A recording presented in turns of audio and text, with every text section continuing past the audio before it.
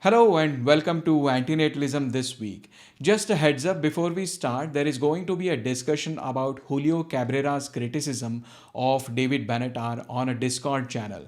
It happens today at 10:30 p.m. India time, which must be 1 p.m. Eastern time and 6 p.m. the UK time. I'll put the link in the description. World Contraception Day was on September 26th. International Federation of Gynecology and Obstetrics put out a survey cum test to test your own knowledge of contraception. I took the test with Dunning-Kruger's confidence but came out with poor score of 40%. I answered 3 out of 5 questions wrong. You can take the test yourselves. It's only like 5 quick questions. I'll put the link in the description of that as well. Dr. Matti wrote a short article in the Journal of Medical Ethics, Is Life an Illness? A Conceptual Approach. His claim is that life is a form of illness. In other words, to live is to be ill. The logic goes like this. World Health Organization defines health or being healthy as a state of complete physical and mental well-being. But we never attain complete well-being. Matti says there is always a frustrated need that has to be satisfied. Once one has been satisfied, a new one emerges relentlessly for as long as the individual lives. The state of complete physical, mental and social well-being is never reached. That is also why the goal of World Health Organization is not to provide perfect health, but to provide highest attainable standard of health. That means doctors and medical professionals have to have a steady vigilance against illness both now and in the future. It is an ongoing battle against illness. In other words, we never attain what can be called a perfectly healthy condition. Illness, according to Merriam-Webster, is an unhealthy condition of body and mind, and therefore to live is to be ill. Now, this was all about existing lives for whom it is too late to prevent their illness. But Matti says we can still prevent this for the potential lives. Since being born means entering an existence of illness, the rationality and morality of creating new lives should perhaps be reconsidered. If illness ought to be eliminated and mitigated when possible, prevention would be the most effective way of achieving this. No new lives, no new future illness. Talking of Matti, he also published an article about antinatalism in Finnish language, which I've translated here. It's addressing a criticism of antinatalism. The criticism is that antinatalism is a normative result of argumentative ethical research. You know what that means? Well, I don't, but I'm guessing it means antinatalism is just a reactionary argument. It is not an argument which will stand on itself. Another criticism is antinatalism should rather be an external ideological stance. Matti refutes both of these claims, explaining where his antinatalism comes from and how it is not an ideology, at least in the sense of political ideology. The Indian Express is one of the top-ranked mainstream newspapers in India. There was an article in that I am child-free, not childless. This is what it means by Amrita Nandi. Amrita Nandi is a PhD in motherhood. Not like your mom would say she's a PhD in motherhood, but an actual doctorate from a university on women's choices and motherhood. She has also written a book on this subject, Motherhood and Choice, Uncommon Mothers, Child-Free Women. The book talks about how motherhood is a socio-political aspect for women. Now, of course, this Indian Express article was not an antinatalist article, but it is still notable simply because it is in proper newspaper in the most populous nation in the world. The article describes quite rightly the difference between childless and child-free. Although in real life, for many people, this might not be as black and white. I mean, some people who are actually childless, meaning who wanted to have children but could not, might start identifying as child-free as one of the coping mechanisms for their deprivation. But on the other hand, some child-free women also identify as childless. If you wonder why, the article gives some evidence where Amrita says, in my study of urban child-free Indian women, I met highly accomplished and conscientious scientists, filmmakers, journalists, professors, and so on. Contrary to popular imagination, they are deeply engaged with the socio-political sphere and care for family, those of birth and choice. Yet many found it difficult to disclose their child-freeness publicly for the fear of being seen as freaks, and so they came out as childless. Those who disclosed their child-free status publicly were subjected to prejudice. Their choices were rarely appreciated. This is why I think as antinatalists we ought to be supportive of child-free choices. This is just like supporting plant-based food so that it helps normalize ethical veganism. Contrast to this, we have an article in the New Yorker, The Case for Having Lots of Kids by Emma Green. It talks about Dr. Catherine Pakaluk, who is an economist and a PhD from Harvard. She is a mother of 8 children and 6 stepchildren. She has interviewed 55 women who have between 5 and 15 children, all of whom are religious. I mean, in the sense that they are all adherents of some organized religion. This has culminated in her writing a book, Hannah's Children. Hannah being a biblical woman who wanted to have children but could not, so she prayed to God and then she had 6 children. Anyway, the women she interviewed are all well educated, have had good careers. Pakaluk attempts to break the stereotype of highly educated women not having children. Pakaluk wants women to have more children, not for the reasons of economy, but for preserving culture. Pakaluk thinks that we have shifted from a communal way of living to individualism, and that is a misplaced idea of freedom. She also thinks that government's efforts to provide money in form of tax benefits and childcare allowance, etc., would not help increase fertility. Rather, she is of the opinion that people should accept religion and God, which will automatically inspire them to have more children. Now, sometimes truth pops its head out. In the article, it mentions an opinion about procreation with which, interestingly, antinatalists would also agree. It says our society is a pyramid scheme with the young supporting the old, and the bottom of the pyramid is eroding. Well, even in such pro-natalist articles, they agree that we are sitting on a pyramid scheme.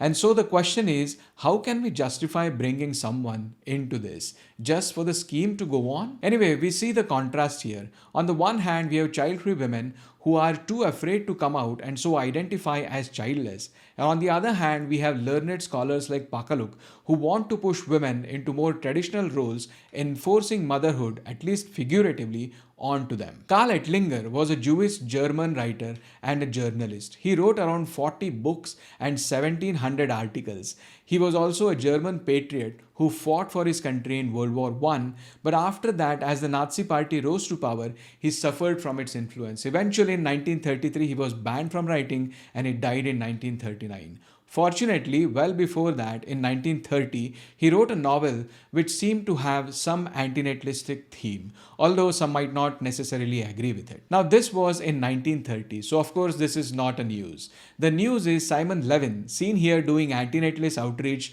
along with Nimrod, has translated that novel into English from German. No Country for Children to Kill a Stork, which is available for sale. That was the point of discussion in the 91st episode of the Exploring Antinatalism podcast. Amanda and Simon discussed about Karl Ettlinger's biography, his life, his thoughts on antinatalism, and the novel itself, the characters in it, the symbolism used, the themes involved, and so on. Just as a side note from the main point of the podcast, I noticed that among the many reasons Simon Levin gave for antinatalism was one aspect to do with the inequality and injustice in the world. Let's see what he says. Well, I am an Antinatist for many reasons. And one of the most important ones is that there are so many dilemmas we are facing. For example, if you consider your life as a good life, you have also to consider what is the cost of this life. Even if you have a decent Western lifestyle, you're still living at the expense of others. For example, the third world, as you know, or the global south, you may call it, produces a lot of stuff we use on a daily basis. And yeah, this is a very unfair thing. And I don't know how you can fix this problem in the long run, because it is such a long history, going back to colonialism, going back to slavery. And these differences between the first world and the third world are still going on today. The best thing would be not to reproduce. This made me think of another argument for antinatalism. I don't think there is a clear line between rich countries and poor countries, or even rich people and poor people. It is always a spectrum, but a horrendous inequality and injustice almost pervades this world. So the act of not having children could be an act of protest against this. It is like saying, I am not going to contribute to this oppression and exploitation that's going on. Now, this is definitely not a philanthropic argument because we are not thinking of the suffering of the potential child here. Nor is it a misanthropic argument in the sense that we are not talking about the harms that the person that we will be bringing into existence will be causing to others. This is a position of protest against the reality that we live in, and so this to me sounds like a new argument altogether. And it's not a topical argument either. It's not saying that the world is bad today, therefore we should not have children only today. It is the fundamental structure of a world with sentient beings living in it that is bad. So we are living in the best possible world that can be, and yet it is too bad for it to be continued, and therefore the act of protest. Personally, this is not my reason for antinatalism, and I don't know if anyone has proposed this yet, but still, I think an argument can be made. Russia is introducing fines for those who spread what it calls the child-free propaganda. The law is said to be similar to what they have currently for LGBTQ people, which are like over $1,000 for individuals, I mean US dollars, and over $10,000 for organizations. It's like 1,000,000 rubles. But it looks like the details are yet to be hashed out. TASS.ru, which is Russia's state news agency, has on its website the criteria for the concept of refusal to have children requires clarification with the introduction of appropriate changes to the industry legislation. So it'll take a while for this to be enforced, but it is not surprising. Dictatorship requires more human fodder. But we are in a funny situation now. On the one side, Russia wants more children. It is fighting with Ukraine, which is largely aided by the US. And there is a large sentimental current among many in the US that instead of helping Ukraine, the money should be spent on helping Americans have more children. The article on firstthings.com, the pro-natalist and pro-life case for Make Birth Free, states a policy proposal called Free Birth, which would spread the cost of birth from prenatal care through birth and well baby care for infants across the entire tax-paying populations. It mentions how Donald Trump's VP candidate JD Vance is working to introduce this legislation. It also explains how people would benefit from it to have more children and talks about the costs involved to the government. The costs which should be paid by the government to create new people instead of helping Ukraine defend their existing people. That's because the benefits outweigh the huge cost that we have to pay. The benefit of keeping the show running, but also that children are a public good and having children contributes to the overall well-being of society. Not only do they contribute to the happiness of their immediate families, they also grow to make economic and social contributions to the broader culture. As children contribute to the overall good of the society, it only makes sense that the cost of producing children should be borne by all who benefit. Okay, the argument misses one significant cost. The cost that those children would be paying with their own lives. No, actually the cost that those children would be made to pay with their own lives. They would not have any option once they are brought here. And the worst is, they would have to have more of their own children to pay for them, and the Ponzi scheme continues. This is a problem of using economy as a justification for procreation. It reduces the child to a mere instrument to use for our means. And worse even, in this particular case, it is by the citizens of two nuclear-armed military superpowers in the middle of an ongoing proxy war between them. Some notable videos this week asking OpenAI's advanced voice mode about consciousness, morality, antinatalism, and the future of AI. This is a video recording of a person talking to some version of ChatGPT, I guess, and Benatar's asymmetry, among many other ethical questions, was discussed briefly here.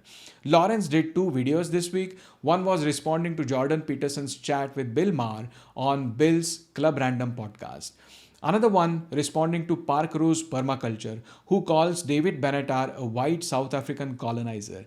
That was seriously blood-boiling, and Lawrence did a great job putting her in place. Big Dreams, yeah, that's the name of the channel, did an AI voiceover stock footage video criticizing antinatalism. The Guardian, which is generally thought to be a left-leaning newspaper, had an article, The Mothers Who Regret Having Kids. I wished I were holding a cat and not a baby. Now this was more about women who regretted having had children, but mostly for their own sake. But it still reminded me of the fact that you can regret having a child for that child's sake, but you cannot regret not having a child for that child's sake. A podcast on thecommons.earth addressed the issue that people are having lesser children due to climate anxiety and other such narratives. It explained why young people should take their own decision rather than being influenced by such narratives, which is not something I would fully agree with. On the one hand, climate change is real. It is being caused by human activity is a fact. The lesser new humans we add, the lesser would be the contribution to the damage that we are doing. But at the same time, that is not the antinatalism I would endorse. Tomorrow, if all the climate change issues are resolved, the planet is not warming anymore. There is no pollution. We are all living on an infinite reserve of renewable energy, or at least something like fusion energy. There are no endangered species. Everybody is vegan. There are no factory farms, and so on and so forth. Even then, I would argue that we should not create new sentient beings or have children, because the sentient condition by definition contains suffering, causing harm to the one who comes into existence.